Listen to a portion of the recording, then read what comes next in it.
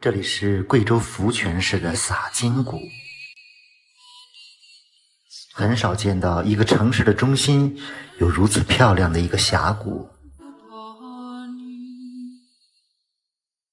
这个地方被誉为东方的卢森堡，可能也是因为卢森堡是一个建在峡谷两边的城市和国家吧。洒金谷位于贵州省的福泉市，这里也算是贵州南线和东线旅游的第一站集散地。峡谷以谷、幽、奇、险而闻名，峡谷内自然景观和人文景观融为一体，仿佛走入了一个神话的世界。今天就带大家游览一下这个东方卢森堡洒金谷。福泉市离都匀市很近，看到天气不错，直接来到了洒金谷。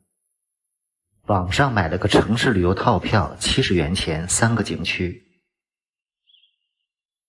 一进景区就看到了这个步步惊心的吊桥，工作人员在打扫卫生，恐高的人估计看着比较怕。看看下面的峡谷，这个洒金谷就在城市的中心。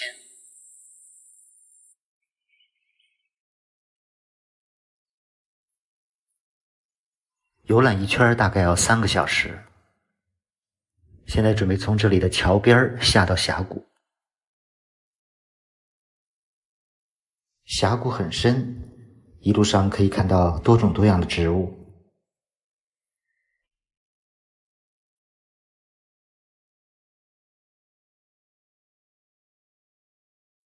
这里以前也曾是个古驿站的码头。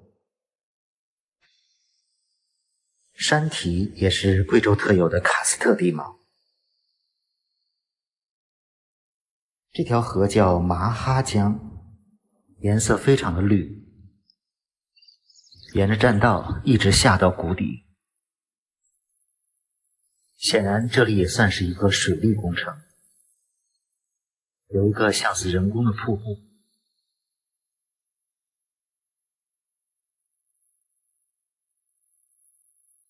抬头看，两边的山上都有很多的栈道。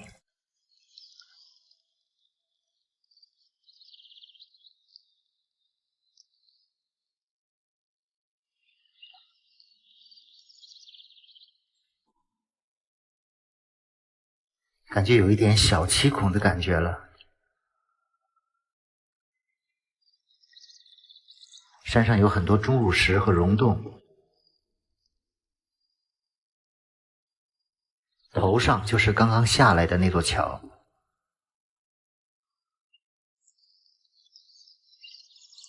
贵州的山水确实美，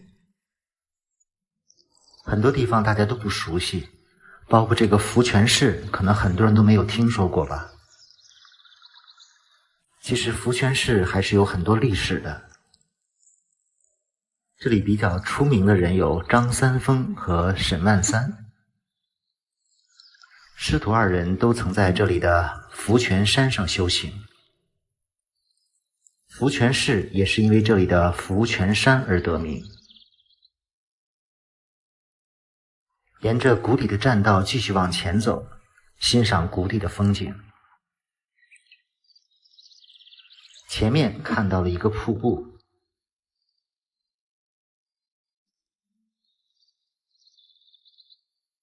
瀑布旁边修了一个很高的电梯。谷底有一个三江汇合之处，矗立着一个石笋，高40多米。这个大石笋叫万三赐福，因为从侧面看像是富财神沈万三怀抱着聚宝盆为这座城市抛洒财富。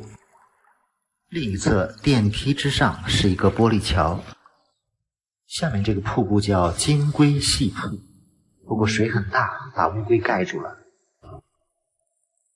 目前因为电梯在维修没有开放，所以也不能上到玻璃桥上。从另一侧攀石阶而上，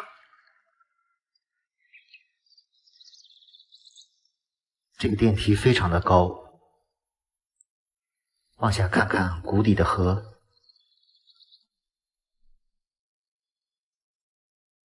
确实非常的漂亮。显然今天又是一个人的专场。现在很多类似的高山峡谷里都建了这样的电梯，很多人觉得破坏了一些风景，但确实比较方便游览。前面这个石壁叫奔虎，像一只正在捕食的恶虎奔腾而下，气势十足。往下可以看到三江汇合，分别是西江、朱良江和余良江。这一片的风景非常独特秀美。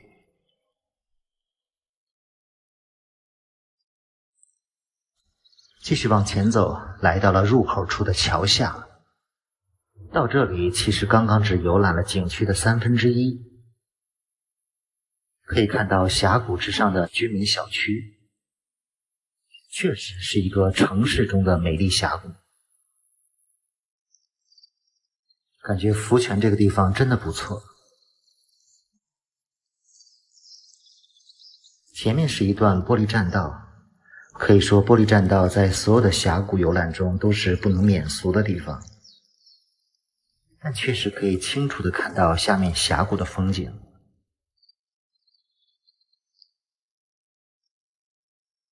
谷底好像刚刚钓完鱼的人，走在峡谷中间，确实像走入了童话世界。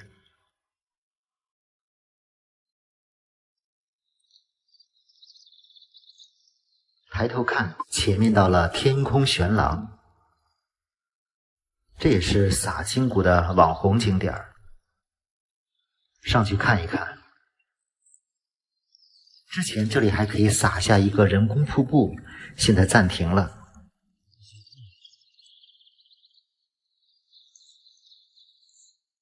到上面走一走，洒金谷天空悬廊。镜子铺成的巨大悬廊，这个天空悬廊非常的巨大。这个网红景点以前节假日都是人山人海的，现在又是我一个人独享。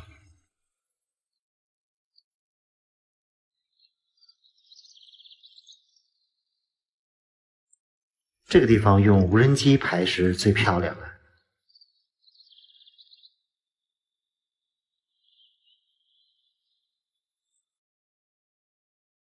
在这里游完之后，还要坐这个大滑梯下到谷底。看到旁边的城市楼房了吧？这个大滑梯长度也非常的长，直接就下到了谷底。从这里还要继续前行，整个洒金谷的游览长度感觉有将近5公里。不过只有几段是相对比较陡的台阶，其他都是这种空中栈道。对面的峭壁上像是一幅大自然的泼墨画。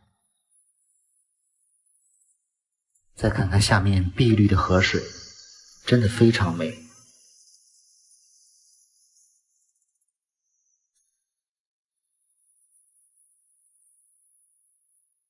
前面这段路非常的神奇美丽，有很多没有命名的钟乳石。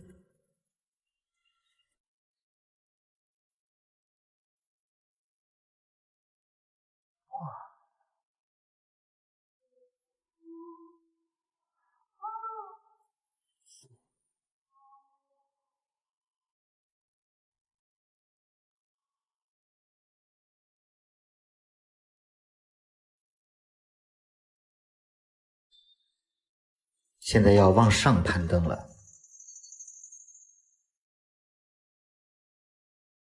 这里的峭壁上好像写着四川2个字。到现在差不多走了1半多点的距离了。这个峡谷上有不少的桥，前面又看到了一座。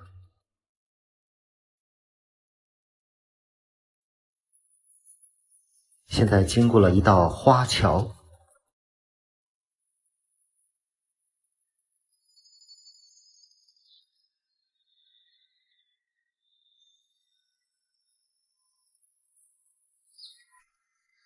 这段花桥的距离还不短。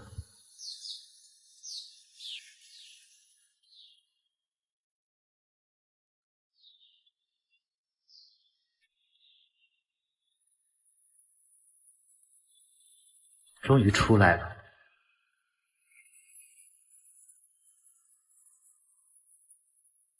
可以看到远处峡谷之上的居民楼了。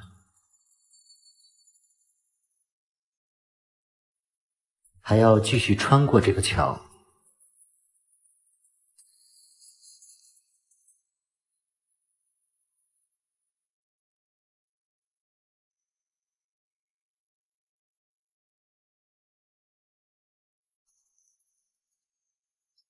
前面终于看到终点了。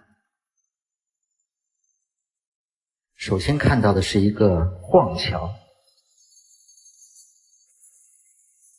这个晃桥设计得非常漂亮，到上面走一走。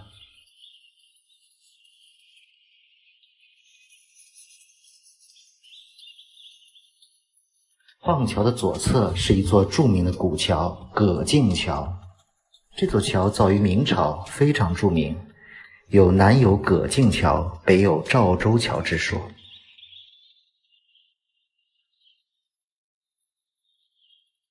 再看一看旁边这个漂亮的晃桥，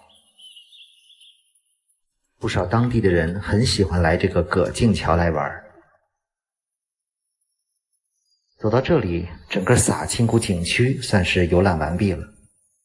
往上是个出口，从这里要坐景区的交通车回到入口之处。这里才是景区的正门——迎宾门。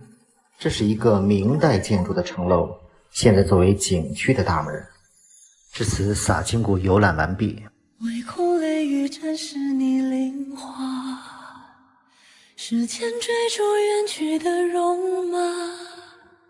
若思念尚优雅，为何刻在天下，泪可凄情难夹。清风枯鸦如千丈北角，梦中一念你笑颜如花。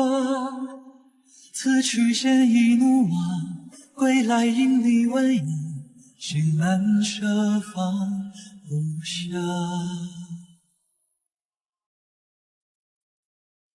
昨天在贵州的福泉市拍了这里的城市峡谷洒清谷，这里被称为东方的卢森堡，作为一处城市中的风景还是非常有特色的。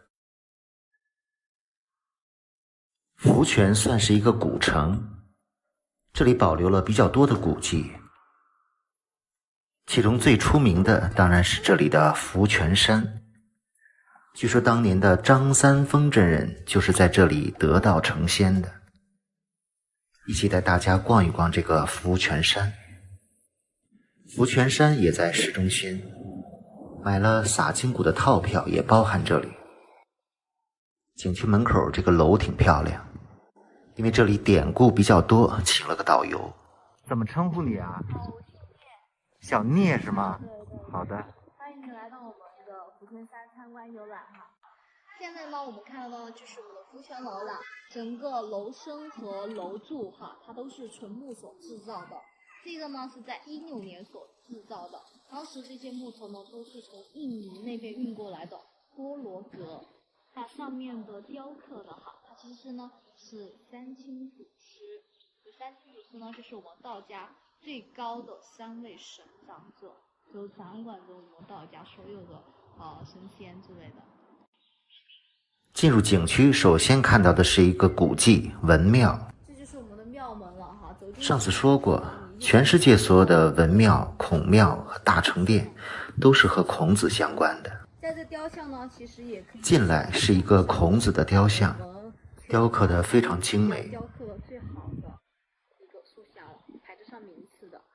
它其实呢，它是整身是由是用我们整块青石来雕刻的。你可以看一下它的面部表情或者是衣袖的线条都是非常流畅的。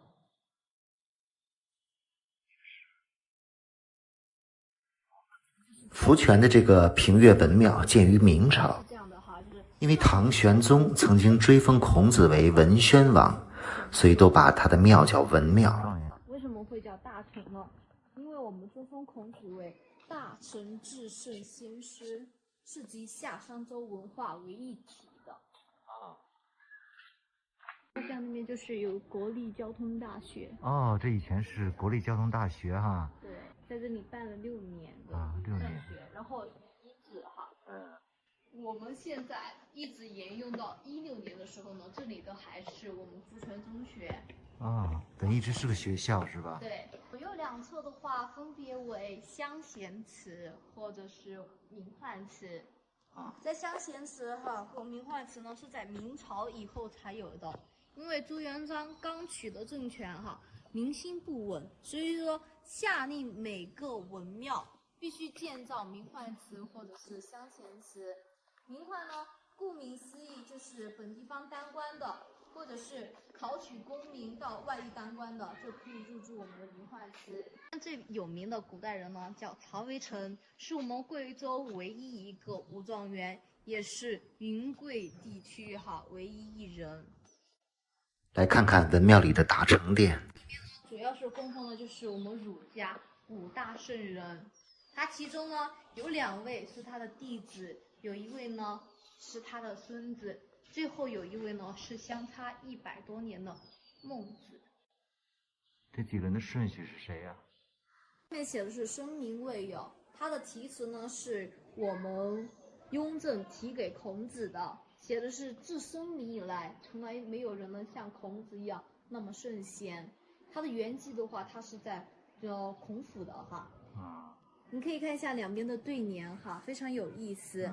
对联写的是儒也能儒，士也能士，这边写的是道亦可道，名也可名。说什么意思呢？就是儒释道3教合一的地方都可以在我们的福泉山全部体现出来，加上外面的阴阳爻的话，才组成我们现在看到的一个八卦的图。太极广场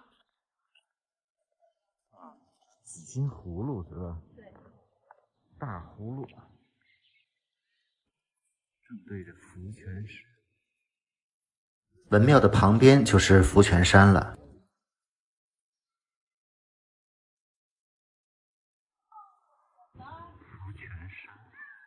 这个福泉山因为一代宗师张三丰在此修炼成仙而名声大噪。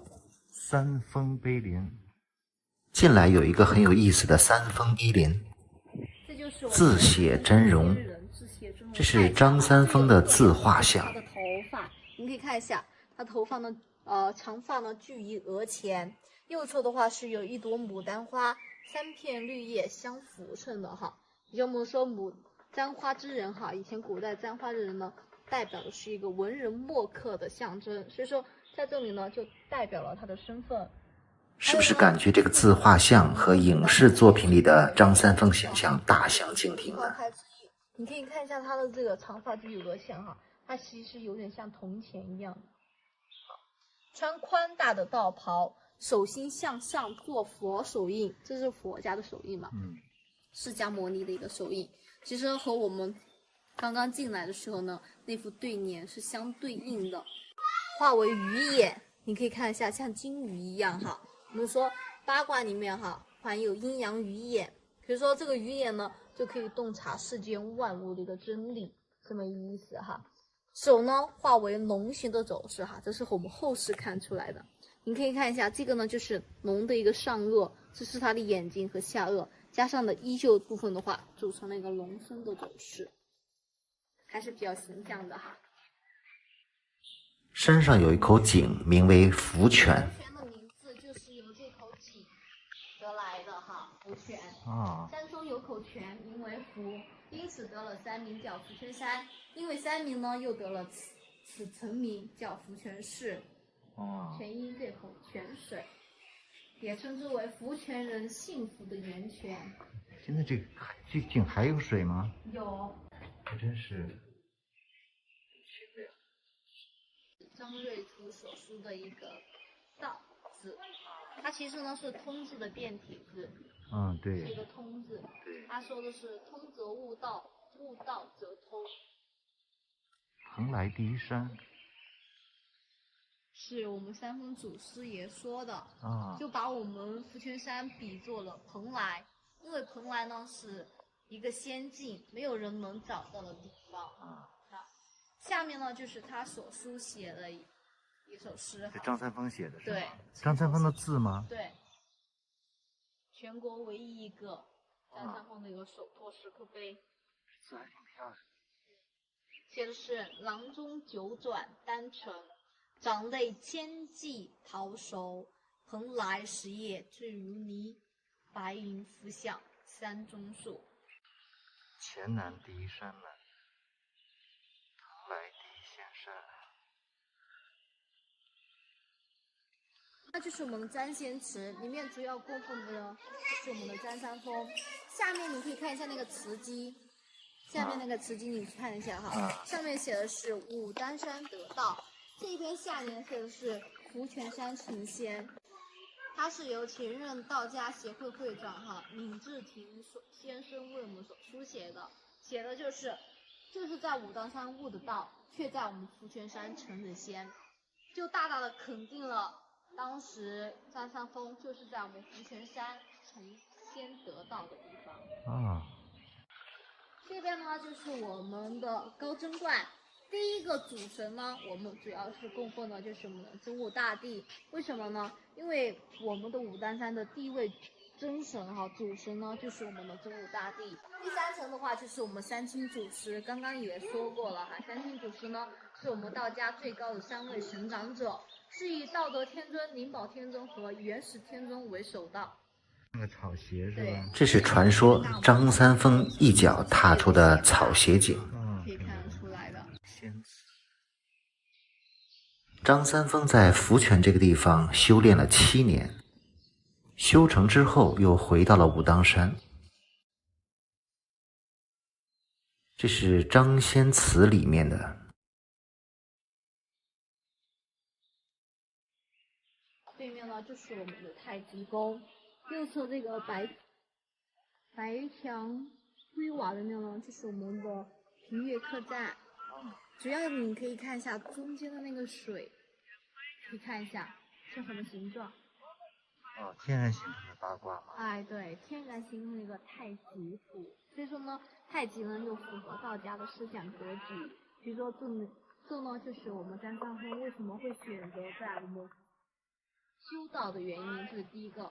第二个呢，你可以看一下突出水面的那个小山坡有个小小的山坡就有点像龟头有点像。对，后面的话就是它的龟背了。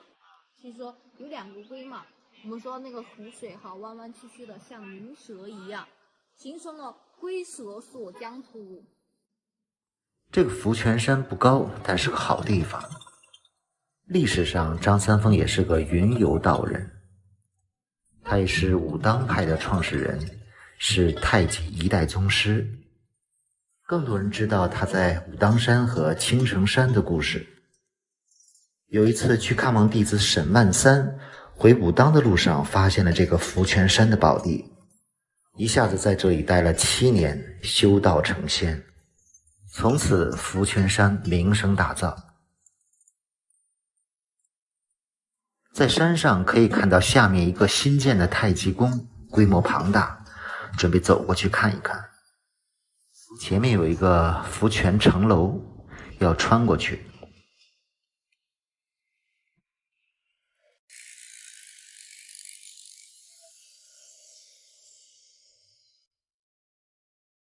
穿过城楼，前面这一片景色非常漂亮。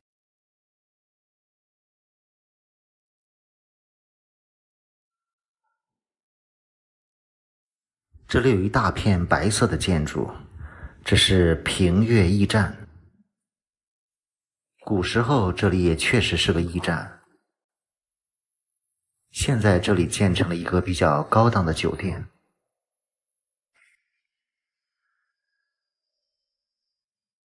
平舆驿站的旁边就是新建的太极宫，当年的张三丰就是在这附近修炼的。现在这里建成了一个很大的园区，太极宫。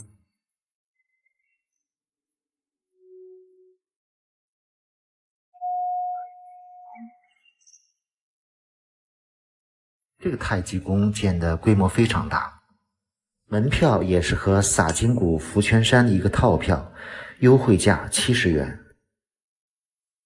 这个最大的宫殿就是太极殿，里面不方便拍照。后面是老子殿，老子殿旁边还有个三清殿，这个是可以登上去的。太极殿的前面风景非常美，除了福泉山，还有一个桃花岛。这是张三丰在练太极。下面就是一个桃花岛。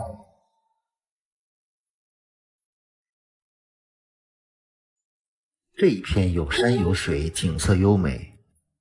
从福泉山上看，这个桃花岛水的形状就像是一个八卦图。旁边的小山就是龟背山。福泉除了因为张三丰而出名，还有一个历史人物沈万三。沈万三则是明朝的首富，后来被贬发配到云南，又跟随张三丰来到了福泉山修道，并最终逝于这里。这里还有沈万三的一个墓地，但沈万三应该有3个墓地，这是其中之一，可能也是个衣冠冢吧。这个就是福泉山上沈万三的墓地。在墓地的旁边还有万三府邸，目前也是一个高档的会所和酒店吧。整个福泉市除了洒金谷、福泉山和太极宫，还有一些小景点，不过没有再去了。下一站准备去黔东南走一走，先到凯里休整一下，然后再去千户苗寨。从福泉坐大巴来到了凯里。凯里是贵州黔东南自治州的首府。凯里的交通非常方便，火车、客车几乎可以到达贵州的任何地方。这个就是位于凯里市中心的客运站，从这里去西江苗寨等很多地方都有直达车。从凯里去西江苗寨车程40分钟，只要16块钱车费，每隔1小时就有班车。这个车站还有去朗德苗寨的直通车。在凯里休息了2天，几乎天天下雨，准备雨一停就去西江苗寨。住在了客运站附近，这里住宿的条件比较一般，不过这里算是市中心，吃饭什么的都非常方便。发现凯里这边有特别多的牙医诊所，尤其是经过的这条街，感觉就是牙科诊所一条街了。正好这几天我的牙非常的疼，原想着回北京再去看牙，不过这么多诊所也方便，就干脆在这里看一看牙了。在这种类似牙科诊所的地方看牙，比去医院还是方便很多。这里的牙科诊所确实太多了，就准备在这条街上找一家了。我肯定是需要补牙的，这里补牙的价格不算很贵，从150到300。大夫很快判断出我需要补2颗牙，把2颗牙处理了一下。这个牙疼已经好几天了，吃饭都成问题。就是下面的那颗，挺好的。他说这个你要不就只有再回去试一下看那个。我的牙已经补过3次了，最早都是好几10年前了。不知道您是怎么表达他补牙的过程非常快，不到1个小时补了2颗牙，总的花费打了折之后600块钱。现在的补牙技术都非常先进，补完牙马上就可以吃饭了。准备逛一逛附近的步行街，看有没有小吃。不过现在还是下着小雨。对凯里不熟悉，按着地图导航到了这个步行街。不知道是不是因为下雨还是其他原因，总觉得这个步行街跟想象的不一样。步行街不大，只有一些零星小贩，所以改变了主意，准备去旁边的大商场去吃。这个商场的4楼是一个美食城。凯里最著名的美食应该是凯里酸汤鱼吧。记得我在贵阳吃过一次酸汤鱼，总觉得不是特别喜欢。因为我不吃辣，所以不知道凯里的酸汤鱼不辣的如何。这个美食城的选择很多，不过好像没有酸汤鱼。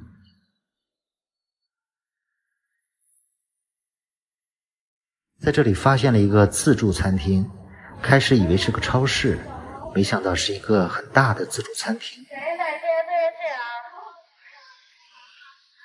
于是选择在这里吃饭。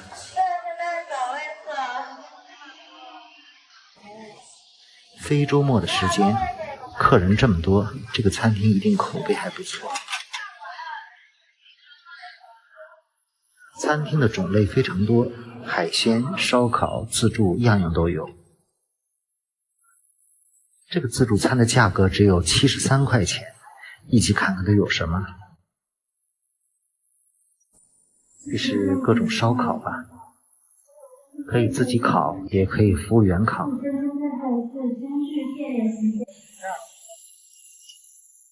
海鲜辣的居多，但也有我喜欢吃的烤鸭、饺子等。烤鸭是吧？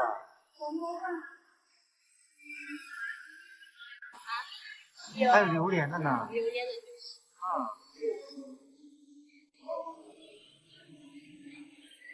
凉菜也基本都是辣的。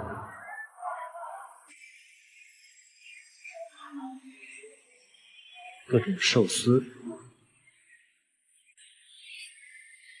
很多水果捞、酸奶、饮料、小甜点，各种鱼、小龙虾等等。品种这么多，70多块钱肯定是非常值的。这是涮锅，牛羊肉、鸡肉、猪肉都有，还有红酒，各种饮料。吃自助餐的好处，肯定是能够吃到自己可口的，能吃饱。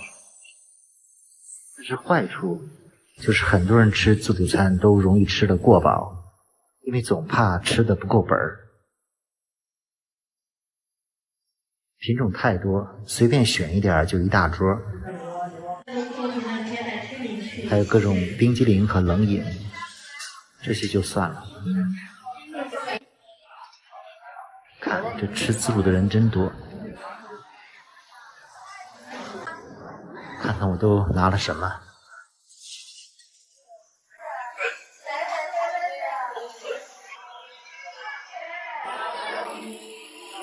有点担心吃不完。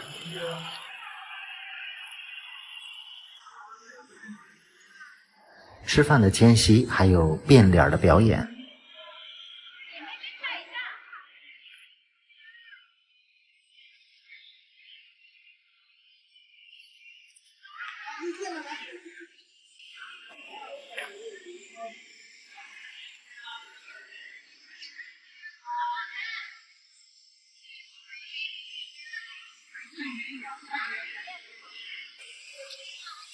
感觉餐厅里做表演的变脸是最多的。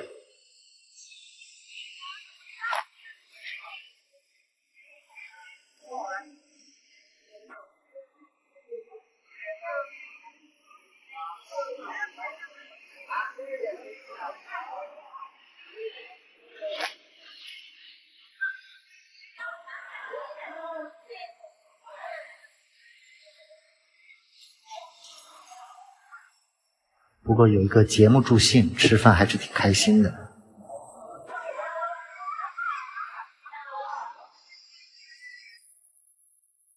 我不但把拿的东西吃完了，最后又去领了块牛排。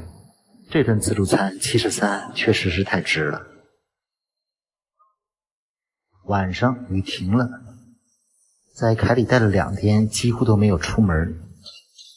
如果明天不下雨，就准备去西江苗寨。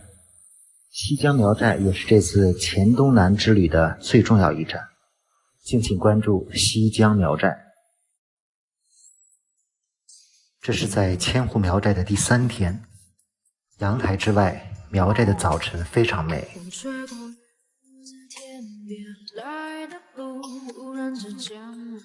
这是我第3次来千户苗寨，也是体验最好的一次。看眼前巨大的山谷里，漫山遍野的1000多户苗家的吊脚楼，尤其晚上的万家灯火实在是太壮观了。而且现在游客比较少，观景房又非常便宜，所以体验就更加好了。寨子里的河一共有7号桥，最远的是1号，这是田园风光。这是村子里的一些老的吊脚楼，这是次民族。这个是演出的地方。这边是个学校，第1天我住在这里最高的。这个是我第2晚住的观景民宿，标准间180元，除了卫生间有点潮湿渗水，其他还好，所以性价比算不错的。可能有不少人认为千户苗寨过于商业化，但从我个人的体会来说，3次来千户苗寨，一次比一次感觉好，吃住行越来越干净便利，价格也比较合理了。当然来千户苗寨想有好的体验，尽量避开人流高峰。看寨子里的风雨桥和白水河多漂亮。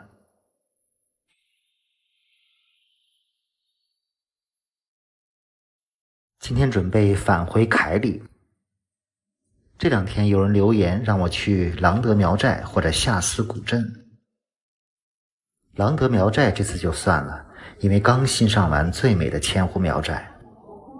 郎德苗寨有的，在这个时期千户苗寨都有，而且更好。看苗寨里的村民又来到广场准备下一场表演了。这是千户苗寨的客运站，每隔1小时都有班车从凯里往返景区，车程40分钟，票价16元。现在回到了凯里，感觉凯里市区没有什么可玩的，有人推荐来这里的苗洞风情园。原来这个风情园是建在山上，山脚下有一个大广场，广场和长廊里聚集了很多跳舞的人。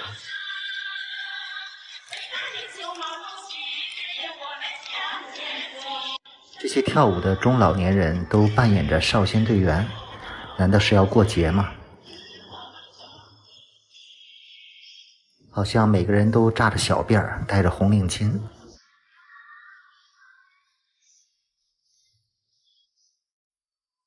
和想象中的民族风情园不太一样，往山上走一走。从这里可以拾阶而上，有不少的雕刻，台阶上有一层一层的巨型浮雕。浮雕都是苗族、侗族的文化和风俗，上面有一层一层的平台，有很多的商铺，但大部分商铺都没有营业。山顶有很多酒店，萨满神坛。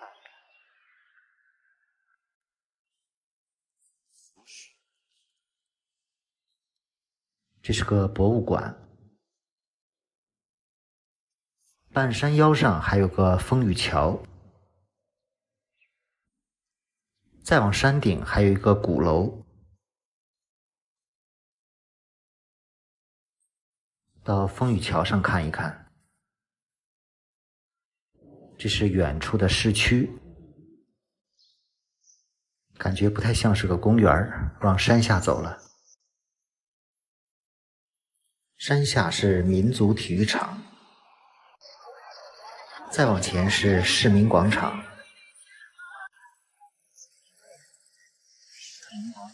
这里应该算是市中心了吧。提到凯里，大部分人头脑中浮现的应该是凯里酸汤鱼吧。今天准备请自己吃一顿酸汤鱼，又是按照网友的推荐来到了这家酸汤鱼。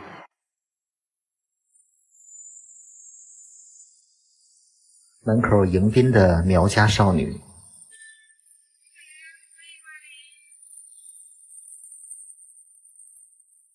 这家是一个庭院式的，规模还不小。据说这家是老字号，当地比较出名。一进来看到他们家的酸汤，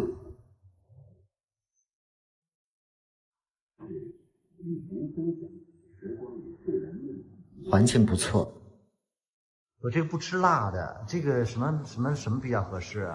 那你不吃辣了，你就可以吃白酸，红酸有一点点微辣，白酸就一点都不辣。那就要白酸。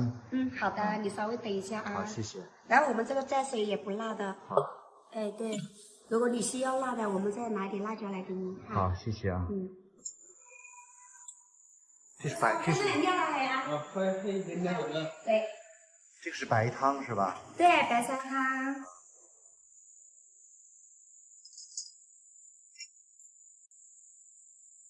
等着开锅。我是在网上买的一个2到3人的套餐，猜猜多少钱？就是这么多东西，1斤半的黄辣丁，一个人吃足够了。今天也准备来一场吃播，感觉不少自媒体人每天在路上拍一拍吃吃喝喝的，也挺羡慕的。我就一直不好意思拍吃饭的镜头，尤其在大庭广众之下，实在是不好意思。锅开了，先来一碗酸汤试一试。我到的时间比较早，目前还没有什么客人。这个套餐2个人吃足够，79块钱。这个白酸汤确实一点都不辣，感觉比我上次在贵阳吃的好吃一些。吃火锅吃一会儿就会觉得很热，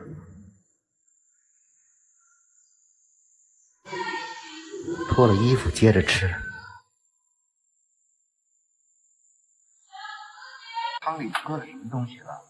里面我们的有是淘米水来发酵，然后我们的锅里面就放木姜子啊，还有西红柿啊、青辣椒啊这些。这个木姜子是什么呀？木姜子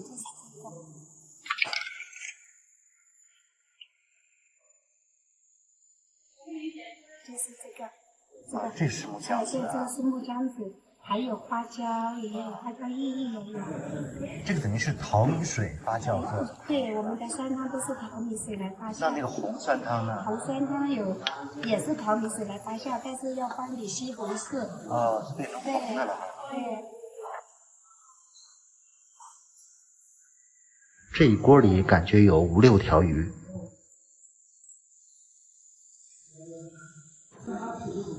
酸汤比想象的好喝，再来一碗。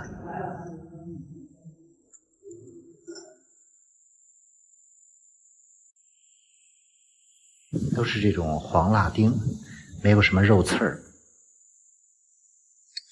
都是活鱼现杀的。手机再换一个角度拍，这个拍吃饭也不容易。豆腐很不错，这个是黄辣丁是吧？对。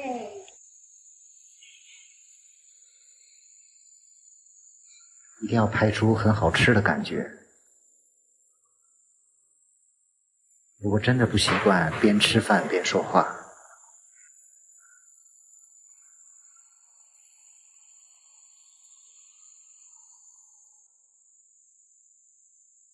感觉这个自拍有美颜的作用，年轻了好几岁。有没有拍出让你觉得很好吃的感觉呢？其实我确实不是一个美食家，不吃辣就限制了很多。其实在贵州接到很多网友的私信，都想请我吃饭，在这里非常感谢大家。看我吃的直冒汗。